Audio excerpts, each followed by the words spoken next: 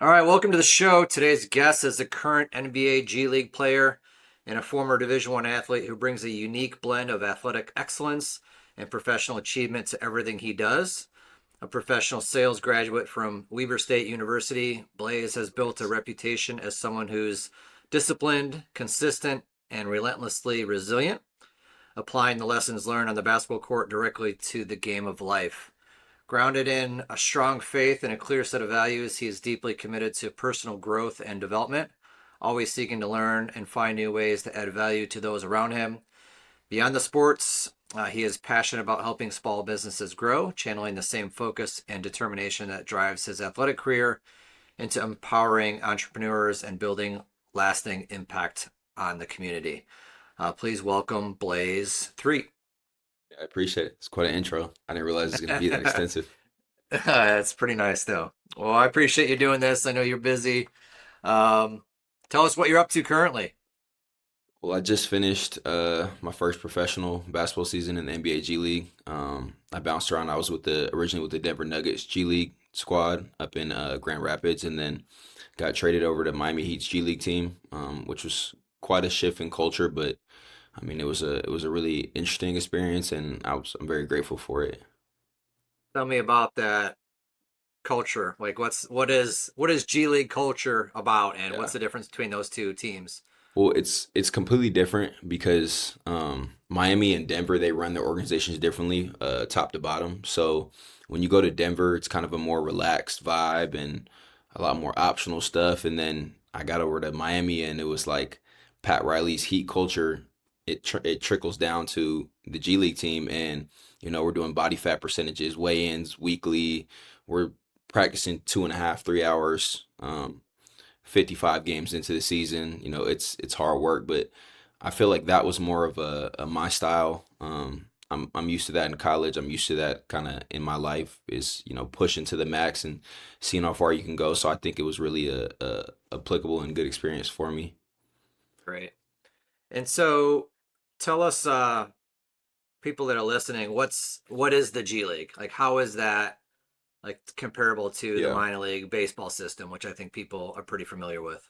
Yeah, I mean the NBA G League's it's an affiliate of any NBA team. So any team, any city you're from, they have an NBA affiliate. So it's basically a developmental league. It used to be called the D League back in the day. When my dad played, he got a little couple stints in the D League, but now it's the NBA G League, and you have guys on every NBA roster that you look at that will play in the NBA games in the morning and an NBA G League game at night. So they're called NBA two-way players. Contracts are different in the G League. There's E10 contracts, there's standard G League contracts, there's two ways, there's assignments. So it's kind of very similar to the way the NBA runs things. You're going to get coaches that sit behind the bench during NBA game will be head coaches and assistant coaches in the G League for their team affiliate. So they run it exactly kind of like the NBA, but it's more of just a developmental league for guys that are on the cusp of making the NBA, but there's not currently a spot for them. And what's the pay like? Is there a pretty big range? Yeah, it ranges. So, a standard NBA G League contract, you're going to be making around $50,000 a year, which is pretty normal. And then a guy like an E10, it's called an Exhibit 10 contract. Your contract could be anywhere from 50 to 100,000. And then if you're signed on a two-way with the team, which would be a league minimum, you'd be making around 625,000. So that's a NBA league minimum. And then assignment guys, basically that's someone that would be playing on both the Miami Heat and the NBA G League team. They'll be making millions and just whatever their contract is. But usually, if you're a standard G League contract guy, your base is going to be 50,000 for the year. But the season's only 5 months, so it's $10,000 a month. It's pretty good pay for that amount of time. So I really enjoyed it. I really thought that it pushed me and it gave me a new challenge that I wasn't used to because I'm used to the collegiate system. I'm used to, structure, structure, structure. So it was definitely a change for me. Yeah, so let's kind of go back to your youth and what brought you to where you are today. Let's first start. You brought it up, so let's start there. Your dad played at a high Yeah. level, so is that where you learned your skills? Is mom was mom an athlete in college too, or Where'd that come Fortunately, from? well, I always give my mom a hard time that I got no athletic ability from her. I had to kind of get it all from my dad and on my own. But I think that the thing that my dad did, he played in the NBA for 15 years. So, a lot of NBA sons, they have a lot of pressure on them. And one thing my dad did a really good job of was not putting any external pressure on me to play basketball, to want to do what he did, to kind of follow in his footsteps. He kind of let me do my own thing. So I was a multi-sport athlete. I played, mom had me in swimming and baseball and football and all these different things. Ultimately, I wanted to play football, but my grandparents said it's a no-no. There's concussions, there's these problems, these things that can happen if you play football. So I was just like, okay, I guess I'll just follow in Pop's footsteps and play basketball. And then I think when I was a kid, I was playing so many games a day. I was just talking to my parents about it. Like, I used to play 5 games in a day, and now just getting ready for one hurts my body. So I could tell I'm getting older and trying to adjust. But I think that just the way they kind of let me do what I wanted to do and choose my own path really made me be this accomplished now and allowed me to have the success I'm having. So I'm really grateful for that. And where did you grow up? Where did you go to high school? Yeah, I'm from Scottsdale, Arizona. We've been here my whole life. I went to high school at Chaparral High School, and then um, that's also in Scottsdale. So for 18 years of my life, I was in Scottsdale. Never really got out of this Scottsdale bubble until I got to college. So it's been a change for me to move around as much as I've been moving around now. And I saw um, your first college, couple years at college was at a Division II Colorado Mesa, Yeah, right? but So, how was the recruiting process for you out of high school, and why did you inevitably start and kind of we'll start at Mesa? yeah, funny story. I didn't really have any recruitment. I actually experienced an injury towards the senior year of my high school where I had to sit the whole season. I developed a pilonidal cyst in my back and basically had to sit the whole season. I was out for 9 months, had to get two surgeries. One was an open wound surgery and one was a closed wound surgery. So I didn't really have any recruitment, any college offers. And after I had originally graduated from Chaparral, I decided to get a job working valet at a place called Epic Valet up the street. And for the whole year, basically did a post grad year where I was just working and I still had passion for basketball. I still wanted to make it. And one of my old teammates that I played AAU basketball with came to me and gave me an opportunity and said, "Hey, we need a point guard at this Division II school." And my whole life, I had never heard of Division II. I knew there was JUCO and I knew there was Division I, and I always wanted to be a Division I player. So I knew I wasn't going to go JUCO because the ego in you says, "Oh, I'm too good for that." But then you kind of have to come back to reality and realize, I'm not better than anybody else. I have to prove myself again. So I took an opportunity to walk on at Colorado Mesa University, which I kind of just took a shot in the dark. I didn't really know what I was getting myself into. I just packed my stuff up, and 3 days before school started, I texted the coach and said, "I'm coming. I don't really know anything. I didn't do any research. I didn't know where. I knew it was in Colorado. I didn't know. I didn't do a visit. I just kind of showed up and said, 'Hey, I'm here.'" And then my first year, I was still out of shape because I sat that whole year, still working valet. And I think at the semester break, which would be 4 months in, I earned a partial scholarship because at Division II they do partials. So, I worked hard, earned a partial scholarship, paid for school. What would that be? The end of my first year, I paid for that second semester with my partial, and then ultimately earned a full scholarship going into my second year, which I was very grateful for. And kind of took the transition to go to Australia where my dad is now at. And I just went over there that whole summer after my first year and completely transformed everything about myself. I went over there, I lost 25 pounds. I worked 3 times a day with my dad. We were up running mountains at 5 a.m. And I think that was the true separator between, you know, my mindset coming out of freshman year, going into my second year, which ultimately set the foundation for the rest of how my collegiate career went. Because from there on, I went, second year I was off the bench leading us in every statistical category because of that huge summer I had.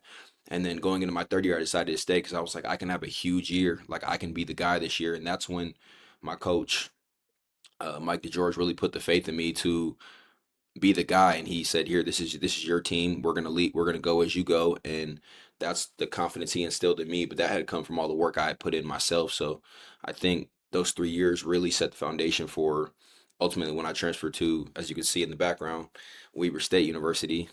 Shout out Damian Lillard, my favorite player. He was part of my recruitment process, which was so cool for me because, having an NBA guy like that kind of in your corner and talking to you and helping you and guiding you through ultimately led to ultimate success at that school because I was not only one of the best players to come out of Mesa, but I was also one of the best players to come out of Weber State in 2 years. And then I ultimately got the opportunity to play with the Milwaukee Bucks in the summer league last year, and then most recently been in the G League, like I told you, with Denver and Miami. So it's been a crazy journey for me, going from a walk on to this level. But I'm just really appreciative that, like I said, like the foundation I have is so strong. The people in my corner are so they believe in me so much, which gives me confidence, and I'm honestly really grateful. I know that was long winded, but Oh, that's that's kind of a, excellent. a short side of That's me.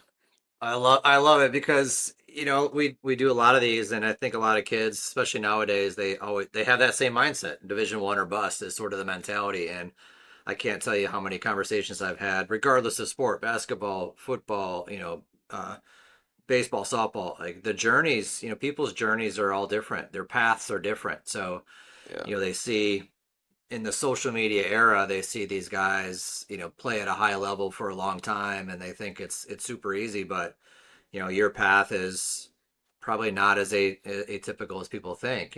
Injuries happen, and yeah, mental challenges happen, and struggles happen. And so, yeah, good for you for I appreciate overcoming it. that, taking that D2 route, and then yeah, I'm interested in learning about why is your dad coaching in Australia, and like how did that whole thing kind of happen where you just went out there and trained? Yeah, well, my brother was playing. I'm not sure if you're familiar with what's called the NBL, which is basically their top professional league out there. So my brother was in Australia playing. After he went to Chaparral for his high school experience when he was in America, and then decided to go play professional over there. So my dad kind of wanted to, um, I guess, mentor him and go see what it was like over there in Australia. My dad just fell in love with the vibe of Australia, and now he runs a corporation. It's called AUBD, and it's an organization where they bring kids in from all around Australia, all around Melbourne, Sydney, around the world, basically. And he'll train them every day. Every time I go over there, there are all these kids, probably 80, 90 kids, are in there at 5 a.m.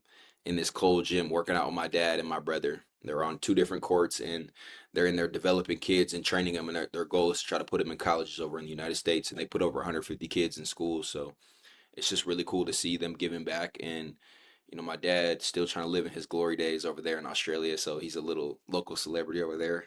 But That's I great. think it's cool. I have aspirations to hopefully play in that same league. If the G League doesn't work out, or the NBA doesn't work out, I can always go over to the NBL and follow my brother's footsteps and hopefully be one of the best players over there too. Because I've had a lot of experience already going over there 3 times to see what it's like and understand that I can do it too. So it's awesome to see. I think one day I always tell my dad one day I'll live in Australia with him because it's a really cool thing to be a part of.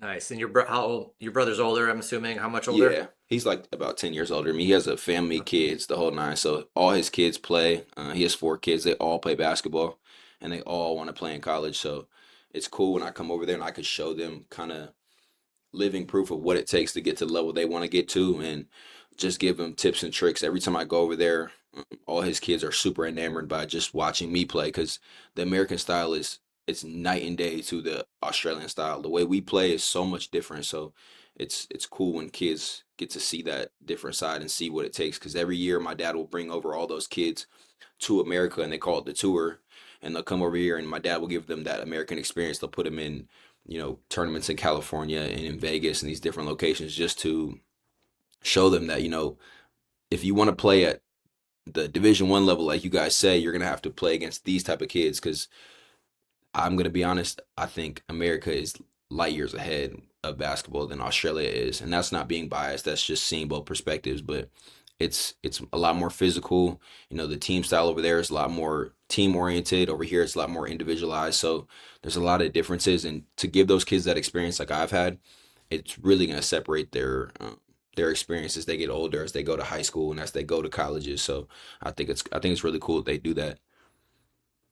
Was your transition from college to the G League similar? I mean, the college game is a lot more team oriented as well, right? Or correct Right, me if I'm wrong. right. And then like tell me about how your transition's been going from college to the G League and what changes you've had to make in your game to adapt. Yeah, it's The NBA.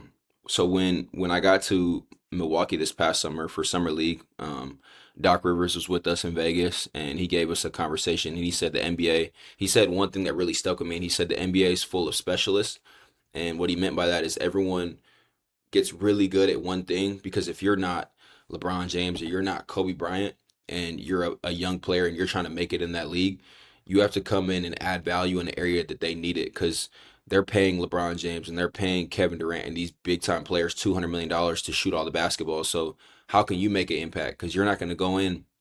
My last year at Weber State, I averaged 20 points a game. I led the country in almost points per game last year, and coming from that to get into the G League and now you're just a role guy. Now you have to fit in where you feel. It's like how can I impact the game without scoring because in college, scoring big numbers will get you to the next level, but once you get to the next level, you have to find out where do I fit. And my dad's always been a defensive specialist. That's been his thing. So his advice to me was, pick up 94 feet and see what can happen. Pick all these guards up. See if you can impact the game somewhere else because we know you can score, but like I said, you're not. I'm not going to earn a contract in the NBA because I can score because they have players they're paying to score. So I have to come in there and impact the game another way. And what can I do is my mentality. Even if this past season I didn't get as much playing time as I wanted.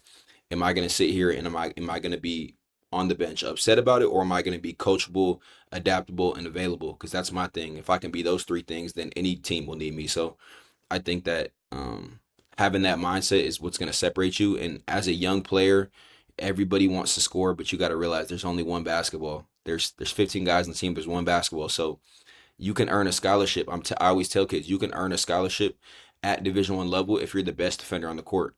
Because if you're the best defender on the court, the coach cannot take you out the game. They have to have you on the floor, and that can earn you a scholarship. We had guys at Mesa, at Weber, all over the Big Sky, all over the RMAC, guys that I played against that were specifically in there because they could defend. They couldn't shoot the ball. They were like, who was? I think it was Dennis Rodman. My dad always talks about it. Dennis Rodman couldn't shoot because my dad played with Dennis. He said Dennis Rodman couldn't shoot a basketball if he was 2 feet from the hoop, but he played so hard and he played with so much energy. He's a Hall of Famer now. So it's like there's so many other ways to impact the game. And if you're not naturally gifted and you're not naturally brought in to do that, it's going to be hard to be on the floor. And if your only specialist is, I want to score the ball, and you have no other attributes you can bring to the game, it's going to be hard for you to get on the court and it's going to be hard for you to stay in the league. You're talking my era now. I grew up in the Chicagoland era, so I'm a diehard Bulls fan, and got to see 6 world championships. But I think Rodman was there for the last 3, so It's we awesome. definitely appreciated him, and that style of basketball back then was to me was the best. Yeah. That's great. Um, what teams did your dad play for? Well, he was originally drafted to the Houston, or no, Chicago Bulls.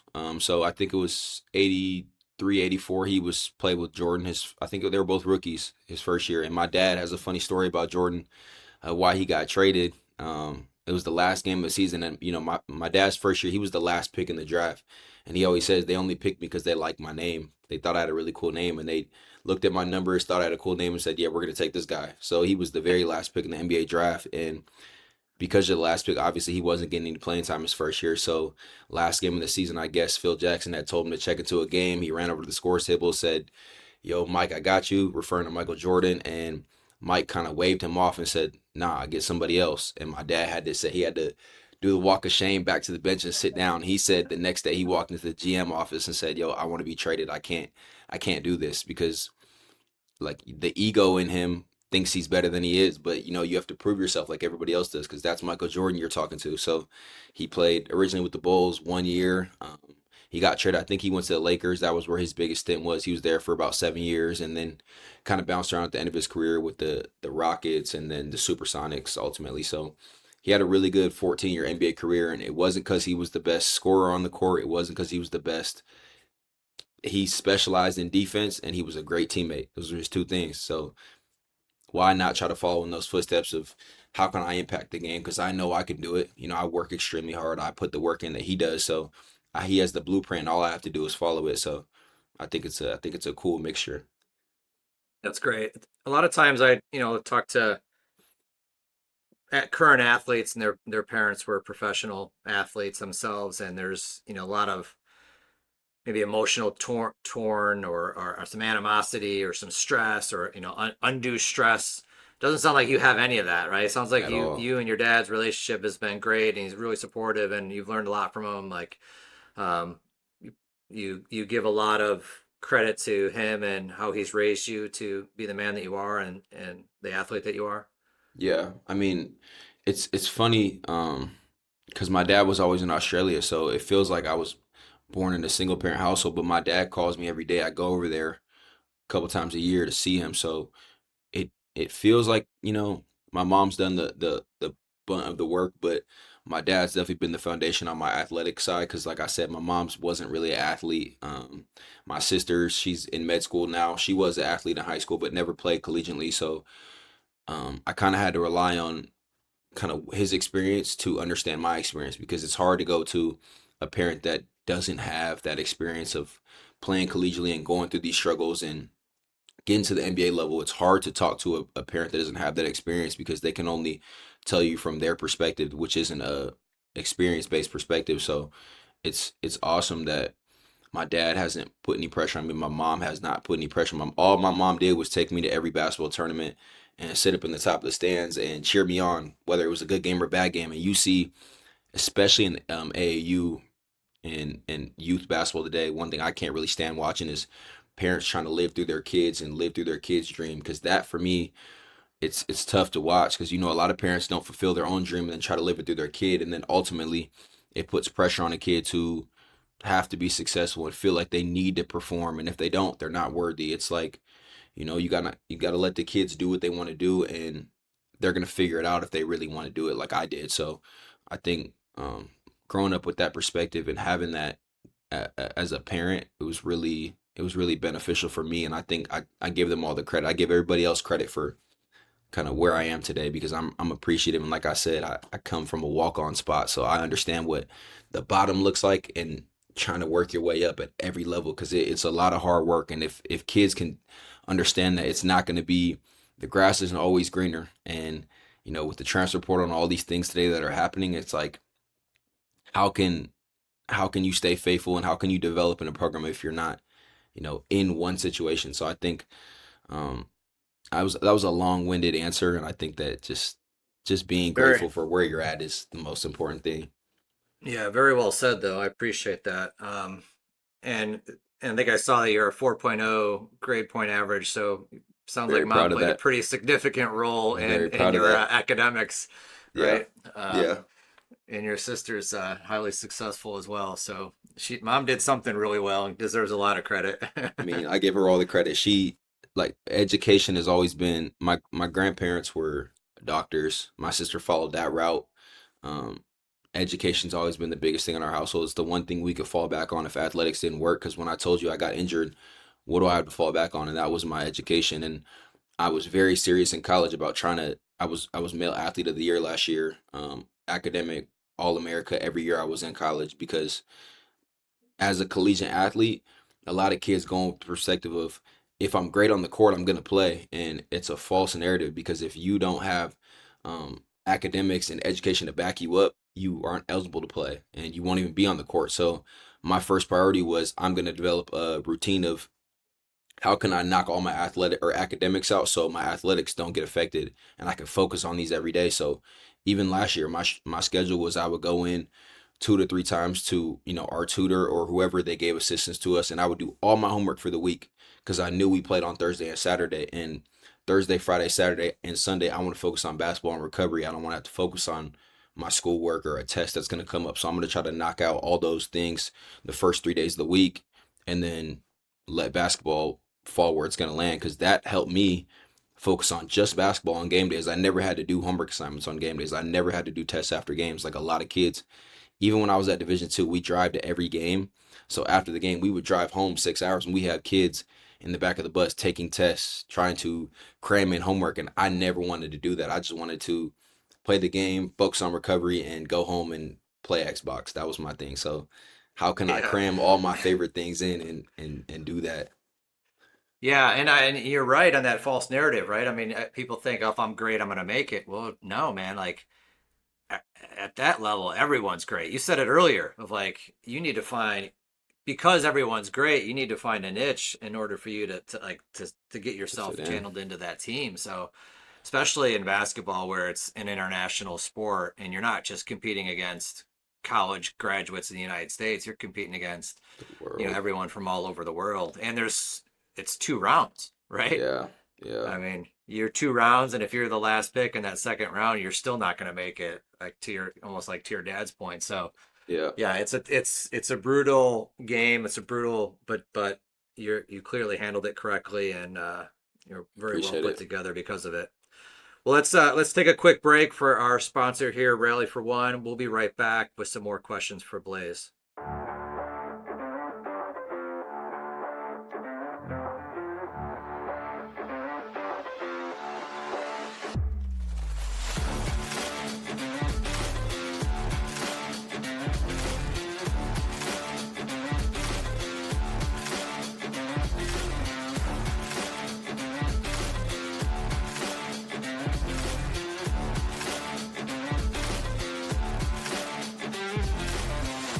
All right, welcome back. We have Blaise Threatt Yes, and sir.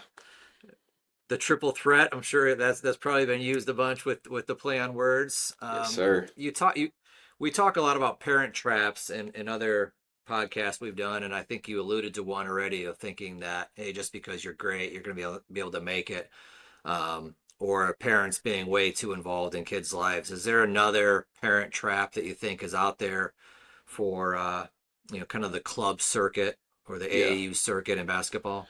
Well, I think AAU specifically and club has kind of become a money grab, if that makes sense. It's become very, what can I get out of these kids instead of development? And, having kids have to, like, think about it. Back in the day, we used to come in, you pay $10 to get in the game, you watch your kids play all day, and that's it. Today, it's, you have to pay for gear, you have to pay for travel, you have to pay for food. It's like, it can be $1,000 weekends every weekend for parents to bring their kids location to location and to travel with the travel team. So I think I was blessed to be in a position where my mom drove me down every we went to California almost every single weekend when I was a kid to go play, and my mom would drive us 6 hours. And today it's they'll get a team van, but everyone has to pay. Parents have to pay a big upfront fee just to get their kids to play, and I don't think that's a great thing for youth basketball. I think it's become very how much can I get out of these kids instead of how much can I give to these kids. So I think if you're able to distinguish the two and understand that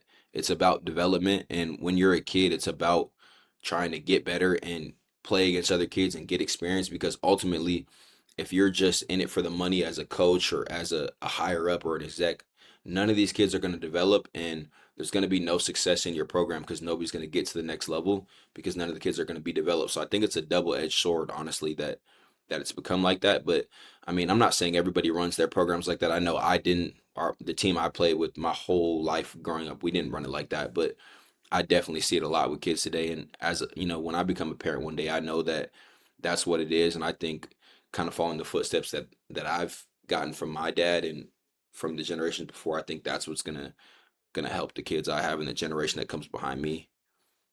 Yeah, let's talk about that. If when you're a parent one day or a coach even, and you're, coaching your say let's just say your son in basketball, Yeah. what would you do again with your son? What would you do more of? What would you do less of? How do you maybe shield him from that paying $6,000 to $8,000 a year just to play basketball and travel all over the country when maybe that's not necessary? Tell me how you plan on navigating that. Perfect. Yeah, I have a couple things. I think the first thing I'm gonna do is kind of approach it how my dad approached it and let the kid choose what he wants to play. Does he want to play basketball? I'm not gonna force it on him. Does he want to play football, baseball, soccer, whatever he wants to do? I played soccer 6 years growing up. So like I said, I'm a multi-sport athlete. So first, the most important thing is letting your kids go in the direction that they choose. And I think the next most important thing is getting them with a coach or an instructor early on, like I had.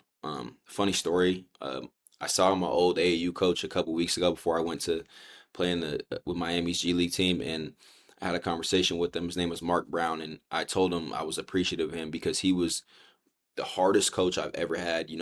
When I was 8 and 9 years old, we used to have tournaments, like I said, every weekend in California, and people would come to our games. We were a really good team. We never lost, but people wouldn't come to watch us. They would come to watch him. And it was because he would be screaming his head off at 8 and 9 year old kids. I'm talking about full blown cussing us out.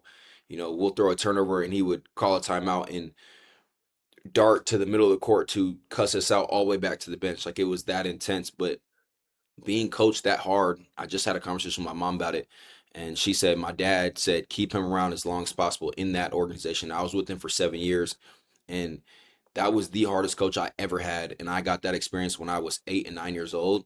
And then as I went into high school and got yelled at, and as I got to college and now professionally, there's nothing a coach can say to me or can do that can get me out of my character. And one of the best pieces of advice I ever had from my dad and from these people around me was not listening to, you know, how a coach is telling you something, but listening to what they're saying and being able to distinguish the two of them is super important. So like if a coach is yelling at you and they're cussing you out and they're saying, man, you gotta do XYZ, you gotta rebound, you gotta box out. Let's say they're talking about boxing out. You gotta box out harder, but they're cussing at you and yelling at you.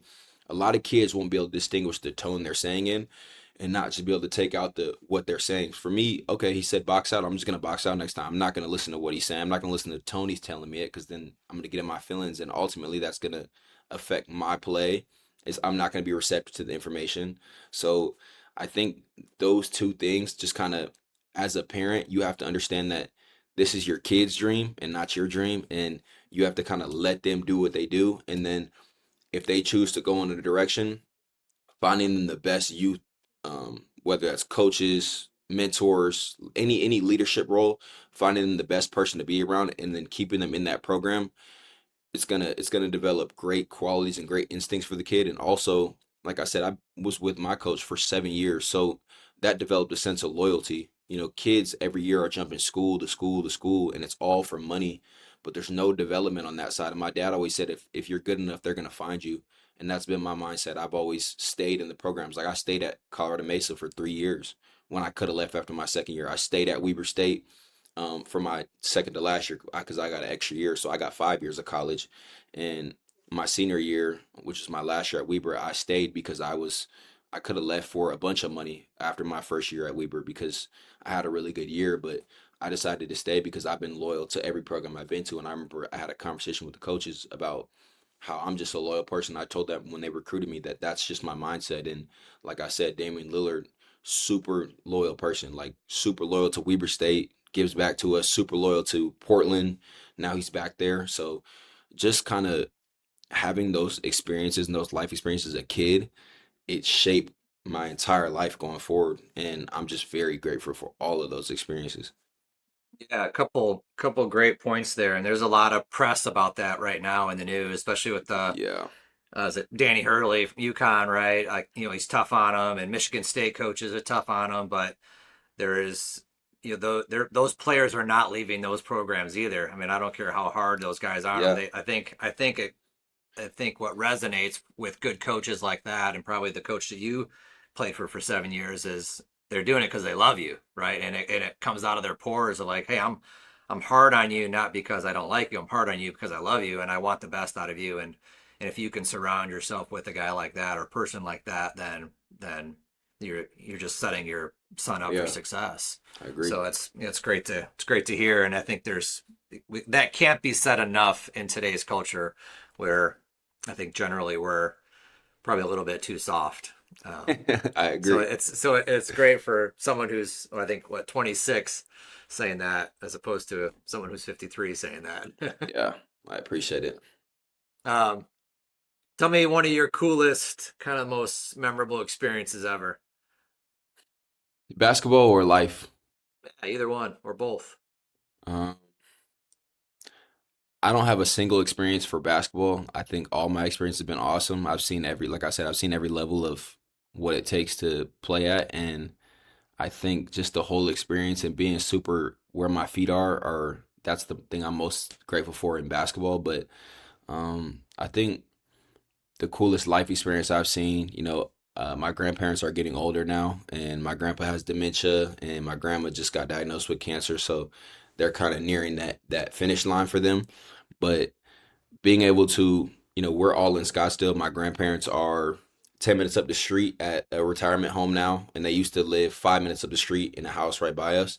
And my sister going to med school at OCOM, which is in Orlando, just seeing the success around and seeing the foundation that we've been given, my sister and I, with started with my grandparents, trickle down to my mom and dad, and then down to Savannah and I, my sister. It's been really cool to just see um, the little wins that we have every day. She struggled at first when she got to OCOM. It was an adjustment, like everything is. She got there, she failed a couple tests, she almost flunked out of school because she was struggling that bad because she couldn't figure out how to study and how to get ready for these tests, and then found her rhythm, and now she's one of the top students in her class in OCOM. And it's just another example of how, you start at the bottom and you work your way up, you figure out what works for you, and you continue to progress forward. So I think just these small wins that my family's been experiencing is the coolest thing for me. And I think that,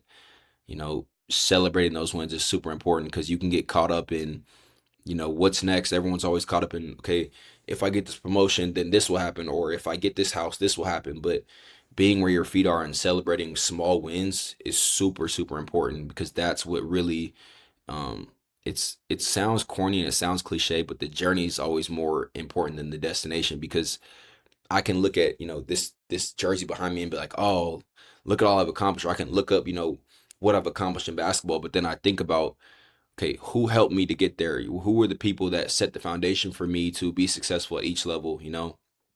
What was the most important thing I learned? It wasn't um, that I could score 20 points a game. It was, I learned that if I push myself on the days I don't want to push myself, on the other side of that, there's success on that. So, you can look at your personal accolades, you can look at all your personal success, but you got to think about what got you there and what were the things that led you to that moment. So I think that in basketball, I'm grateful for all these cool experiences I've got to have, but in life, which is more important, I've got to see people around me just be successful and in their own perspective, in their own right. So I think that's the coolest thing for me. That's great, and your family obviously playing a just a monster role in your success and your brothers and sisters' success as well. So hopefully that's another life lesson. I used to manage a large group of people, and I brought them all out to Colorado where I live now, and we hiked a mountain. Uh, and as we were hiking up the mountain, I kind of took that same philosophy and I stopped them halfway and just turned them around and we just sat there and I just made them really think about not, as you said, the destination of getting to that peak and then turning around and going back, but like, hey, look at what we've just accomplished. We just hiked for 2 hours straight, and look at everything behind us that we've done and how beautiful the setting is here. And so, to your point, yeah, I think people chase something and they don't really realize how much they've already accomplished and how great the journey has been. So, appreciate you saying that. Very well said. What's just Um, to flip back on you, what do you think your coolest life experience has been? You say you've been well, alive 53 years. You don't look 53. I have kids, man. So for me, it's my daughter played 4 years of softball in college. She's now in grad school. Um, is a color analyst for ESPN. So she's Awesome. doing It's awesome. she's successful as heck, and that's amazing. My son's a baseball player at Georgetown, getting double major, and he'll graduate in three It's years awesome. with a double major. So academically and athletically, we're in the same boat as a family. We try to be a tight knit group in our family. My wife played softball in college. I know I played, and so it's playing a sport is in our DNA, but at the same time being driven by academics and success in life, no matter what you I do, right? agree. To I agree. is important. So It's yeah, awesome. I can't trump that. Like my kids are they're amazing success stories. That's what So my mom always says. Same thing. yep, Kids are her greatest accomplishment. And I don't have that experience yet, but I know it'll be the same thing for me. absolutely. What's some of the best advice any coach has given you? Not your dad though. It's a good question. I think that every nothing really stands like, I've had every single coach at every place, every stop I've been to, I've had a coach that impacted me in a different way that shaped for the next coach. So I can't point to one. I could post my most recent, Leonard Perry. He was my assistant coach last year at Weber State. He was super impactful for me. It wasn't a piece of advice he gave me, but um, one thing that he really showed me that I hadn't experienced yet was separating the coach from player experience to, the coach to, like, you're my friend. Like, this is a relationship we built. We call him LP. I used to go to LP's house after practices all the time last year. Like, every day I was going to his house to just kick it with him and his wife. And him and his wife, Chris, opened up the house to me. And for a first year coach to come in and do that for me, it really developed a bond and a trust that I had with a coach that I had never experienced because, most players and coaches, they have a player coach relationship. You you produce for me, I do this for you. It's very business transactional. But if you can develop a deeper bond with a person or a coach or a player or anybody in an executive position, those relationships are going to last a lifetime. I can call LP at any moment and he's going to pick the phone up to talk to me because of that experience. So I don't think it was one specific piece of advice that he gave me, but I think it was just the combination of, separating the player coach experience to, you know, we're just boys kicking it, you know what I mean? And I think that was awesome to have because he could yell at me on the court and then I talk a lot of trash. That's all. I'm a big trash talker. So we used to talk a lot of trash during practice on the court. And then, 2 hours later, I'm at LP's house and his wife, Chris, is making us dinner. It's like those experiences are super, super valuable from a coach to do for their players. Cause, you see Dan Hurley and I saw Alex Caravan, embracing after they lost and you know, being emotionally available for a player because as players, you go through a lot that coaches can't see because coaches are on the sideline. And a lot of times you see things differently than the player does. And there's going to be, a lot of headbutting from that. So I think it's important as a coach to, open your arms to every player that comes into your program because you don't know what a player is going through. You don't know how you can impact a player ultimately. And I've had great coaches, and I've been very grateful for those experiences that coaches really been able to impact me positively ultimately. What's uh what's your next step here? Like, so you're 26 years old, right? 25. 25. So Yeah. is how long are you chasing G League and trying to get in the NBA? Like, I don't know. Like in the baseball world, when I was 26 or 27, I played independent ball, and I knew at that point I was old for a right-handed pitcher. I knew that my window was already past me. So I went there and I got there early and stayed late and knew that if I was there for 10 days or 20 days or a season, like that was going to be great because I knew I didn't really have a chance much longer because that's old for baseball. What's Yeah. At what point is that going to be your age going to get start being a factor for your chance to pursue the NBA?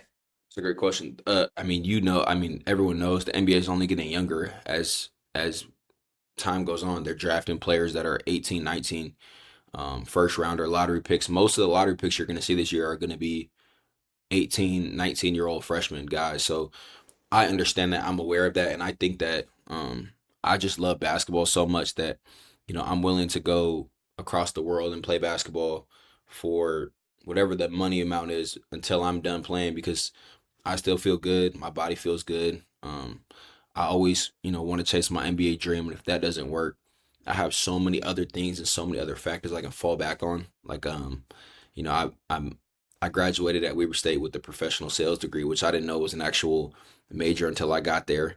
And then I've been fortunate enough to know I did a tech sales internship, and now I do a remote tech sales job. Like I was given the opportunity through LinkedIn. So developing your professional network and your professional portfolio is just as important as being great at your sport because um, if you, my dad says, don't let your history be a mystery.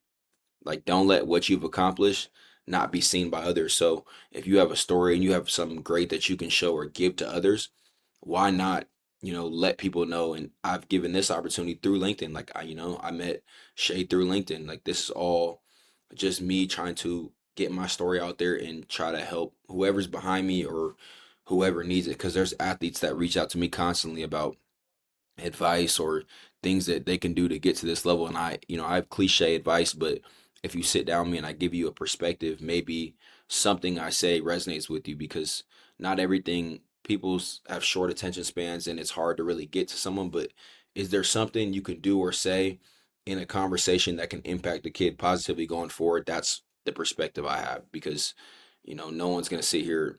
We've been on this call for 45 minutes. Is every single thing I've said going to be retained by somebody? Probably not. But is there a piece of advice or something an athlete can take from this and use in their day to day? That's what I think is important. So I think it's cool that you have this platform. I think it's cool that you're getting all these different perspectives on here, because athletes like myself, like if I had somebody and I got to watch this podcast specifically, I'd be able to be appreciative that maybe there was something I took out of, okay, this is how you approach this, and now I can apply it. So I think that's just, you know, more important than, chasing an NBA roster spot, because it's very short lived, to be honest. Like Yeah. you're at max, if you're LeBron James, you play till 40. And then now you have the next 50 years of your life. What are you gonna do? So while I'm playing, how can I set myself up for the next step is my goal right now. Yeah. And if you do with the rest of your life and the rest of your career, regardless of whatever that career is with, that you've done with your first part of it, I'm guarantee you'll be successful. Definitely give Blaise a follow on LinkedIn if you haven't. I just saw that post where it showed kind of a before and after photo of you, and just kind of showing like, hey, when you dedicate yourself to your craft, whatever your craft is, like some remarkable things can happen. So I love how you're definitely trying to influence those around you, and hopefully, just like this podcast is trying to do, is influence the youth, and parents alike, of not making the same mistakes that we've all made, right? And so 100%. if we can accomplish that, 15 seconds at a time in those short bursts, then we're at least we're doing something to make the world a better place. Yeah. Um, well, Blaise, I don't have anything else further for you. And well, honestly, I have a lot more for you, but I don't know if going another hour would be a good thing. I As you can see, appreciate. I'm a talker, so it wouldn't be anything to me. Yeah, well, why don't we revisit the possibility of meeting up here again in a year or two, depending on where your career takes you, what you're up to next. If you're in a different professional arena, or still in basketball, I'd love to revisit this conversation. I really appreciated it. Um, Anything to add? Kind of a final note before we let you go? No, I think, I've done a lot of research on the podcast. I'm really appreciative for you, just, you guys reaching out and wanting me to come on. I have a unique perspective you can see. And I think that you allowing me to share my story and what I'm about on your platform is awesome. So I just want to say thank you to Tony and Shay and everybody that kind of, reached out to me. I was really excited for this opportunity. Yeah, and we were too, and we appreciate you doing this. Well, good luck to you I in the G appreciate League it. when you head back. We'll be followers of you on social media, and in the NBA. If you have never need anything from us, please don't hesitate. Good luck to you and to your family, and let's stay in touch. Thank you so much, Tony. I appreciate it. All right, take care. Dance, but you gotta keep it up a little something like this.